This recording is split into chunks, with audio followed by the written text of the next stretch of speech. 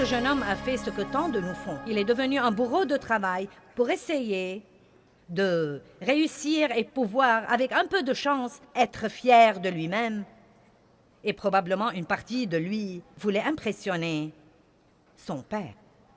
C'est intéressant pour moi. Au moment où Dieu a commencé à m'utiliser de la façon dont il m'utilise maintenant, j'ai voulu que mes parents soient fiers de moi. Bien que j'eusse une relation terrible avec eux, j'ai voulu qu'ils me disent « Nous sommes fiers de toi ». Et je n'ai jamais eu ça que quand ça n'avait plus d'importance. Parce que je prenais de Dieu tout ce dont je voulais et j'avais besoin, mais Dieu m'a donné ça également.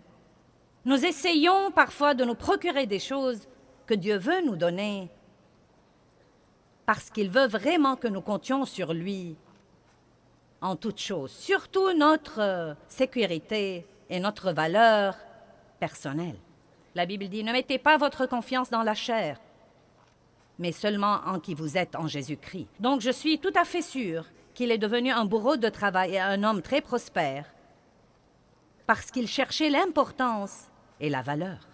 Mais vous voyez, pendant ce temps, il ne traitait pas ses problèmes. Il les mettait de côté.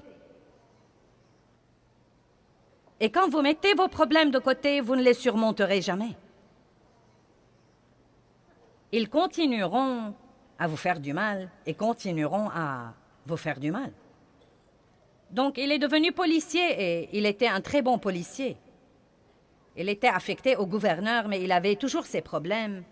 Et finalement, sa vie a commencé à s'effondrer, car, à dire vrai, on ne peut cacher les problèmes que momentanément. On ne peut cacher les problèmes que momentanément. Et finalement, ils vont sortir quelque part. Quel que soit le nombre de fois où vous allez à l'église par semaine, ou le nombre de CD que vous avez, ou le nombre d'albums de musique, si vous avez de l'amertume au-dedans de vous, ou du ressentiment, ou du non-pardon, ou de la colère, cela va sortir d'une façon ou d'une autre, ou si vous avez vraiment réussi à les dissimuler, ils vont vous tourmenter. Et un jour, vous allez soit imploser, soit exploser, l'une des deux.